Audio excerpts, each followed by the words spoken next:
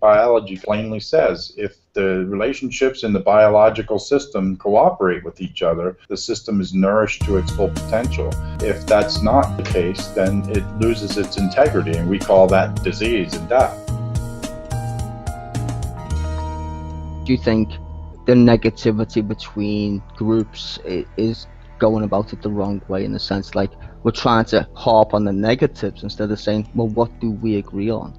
I think that for many, many, many, many years, human beings have had to be tribal. They've had to defend themselves against starvation and famines and ice ages and predators and climate changes on the local levels, microclimate changes and diasporas and volcanoes and whatnot, not to mention the storms and so forth, that have, in one sense, made us stronger because we've had to cope with those things, but in another sense, have made us so prone to draw in on ourselves and our ideas and what produces our social glue to stick together as a tribe that is now no longer contextually nourishing. In other words, it used to be that we would have to do that to survive.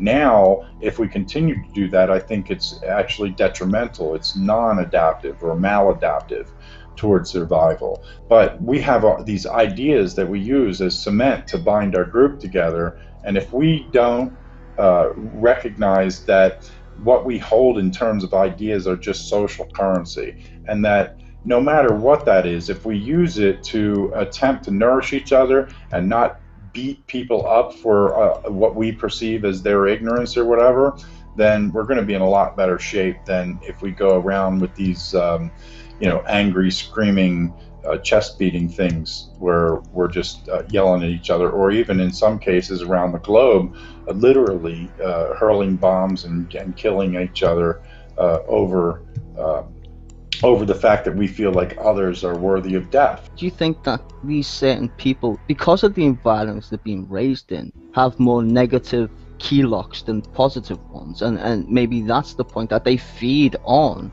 because that's all they're... Well, yeah, that is the wound. Yeah. Yes.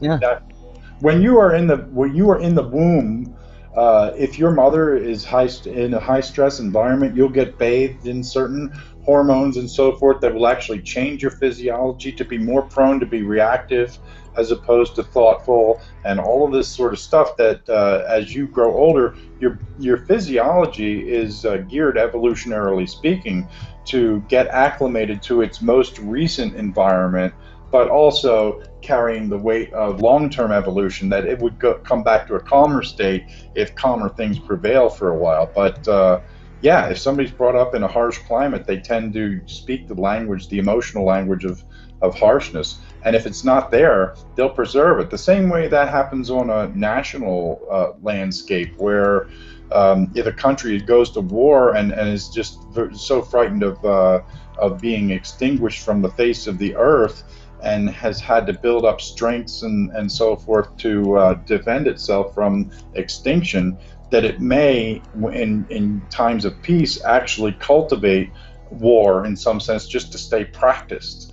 That somebody with PTSD will preserve that moment of trauma because they need to be prepared for that moment of trauma which they fear. Now, if that is a reasonable response, like fear is a good thing if there's a bear chasing you, but fear when you're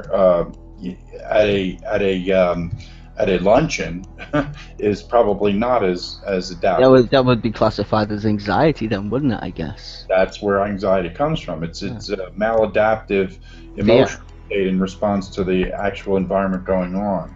It's us out of context. Do you think we're more on the anxiety fear side of the equation? Historically speaking, I don't think that we exercise as much primitive, myopic ignorance and all of the violence that comes along with that as we did, let's say, 2,000 years ago. That we have emerged from that to some degree as a planet.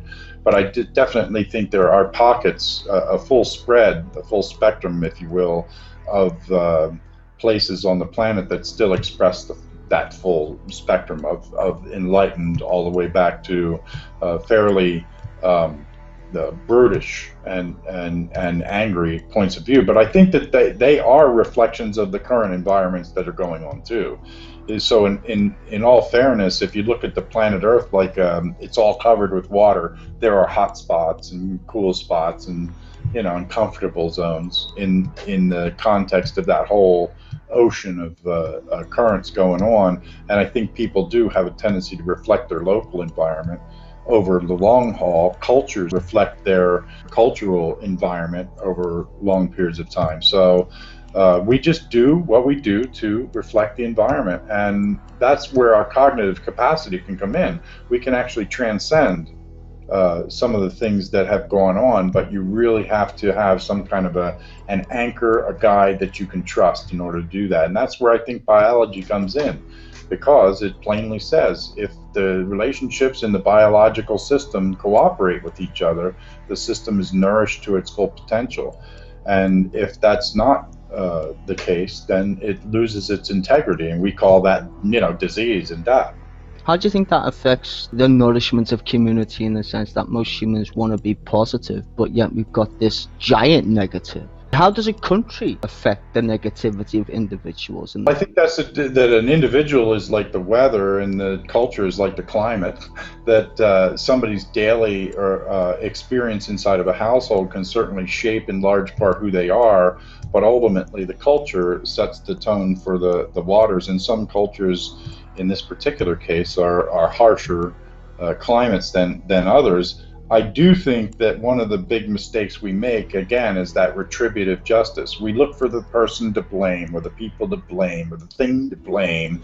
And guess what? If you want somebody to be the vice president of blame for everything planet-wide, just call me the vice president of blame. Now that we've established that I'm to blame, what are we going to do about it? Because that's really the question that needs to be asked, even if you found the blame center. It's sort of this pointless exercise and of a lot of energy burnt up in making accusations that ultimately cultivate no progress. And we really need to figure out what to do to move forward. And I get the fact that in order to do that effectively, we're going to need to find the strength, and I do mean strength. This is not an easy proposition, but to find the strength to have a mutual stake in each other's success, to actually abandon our hatreds in order to begin to sow those bonds of mutually nourishing relationships, that we need to count each other's perspectives as valid and part of humanity, even if they differ.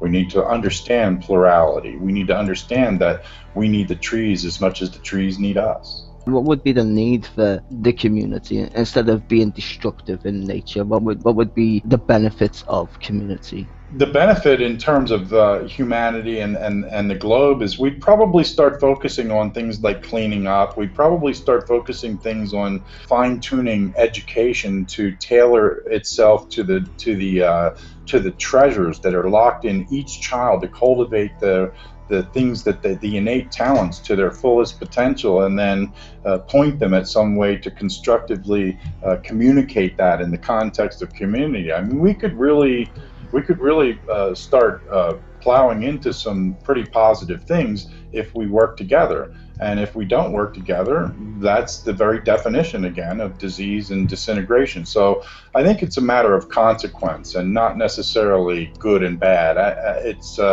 If we work together and nourish each other, we can make a better world. If we decide on how we can dehumanize and tear at each other, we have a less nourishing world. That's it.